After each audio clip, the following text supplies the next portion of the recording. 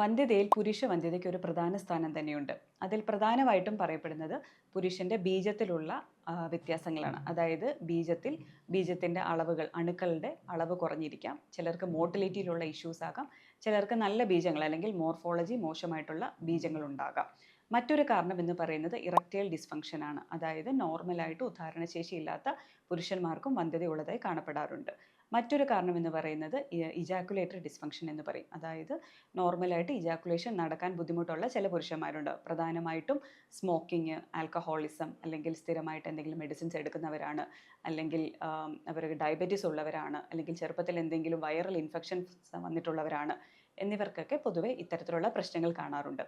മറ്റൊരു കാരണം എന്ന് പറയുന്നത് എന്തെങ്കിലും ക്യാൻസറിൻ്റെ ഭാഗമായിട്ട് എന്തെങ്കിലും അവർ ട്രീറ്റ്മെൻറ്റ് എടുക്കുന്നുണ്ട്, കീമോതെറാപ്പിയോ റേഡിയോ തെറാപ്പിയോ ഒക്കെ എടുക്കുന്നുണ്ടെങ്കിലും അത്തരത്തിലുള്ള പുരുഷന്മാരിലും ബീജത്തിൻ്റെ അളവ് കുറവായിട്ട് കാണപ്പെടാറുണ്ട്. മറ്റൊരു കണ്ടീഷൻ എന്ന് പറയുന്നത് അസൂസ്പെർമി എന്ന് പറയുന്ന ഒരു കണ്ടീഷനാണ്. അസൂസ്പെർമി എന്ന് പറഞ്ഞാൽ ബീജത്തിൽ അണുക്കളുടെ അളവ് ഒട്ടും തന്നെ കാണുകയില്ല.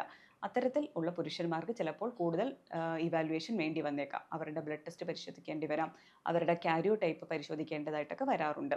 ബ്ലഡ് പരിശോധന നോർമൽ ആണെന്നുണ്ടെങ്കിൽ ചിലർക്ക് ഒബ്സ്ട്രക്ഷൻ ആകാം. അതായത് ബീജം പുറത്തോട്ട് വരാനുള്ള എന്തെങ്കിലും ഒരു ഒബ്സ്ട്രക്ഷൻ കാരണവും ഇത്തരത്തിൽ അസൂസ്പെർമിയ കാണാറുണ്ട്. അത്തരക്കാർക്കാണ് സർജിക്കൽ സ്പേം റിട്രീവൽ ടെക്നിക്സ് ആയിട്ടുള്ള പെസ, ടെസ എന്ന് പറയുന്ന പ്രൊസീജിയറുകൾക്ക് പൊതുവെ യൂസ്ഫുൾ ആയിട്ടുള്ളത്.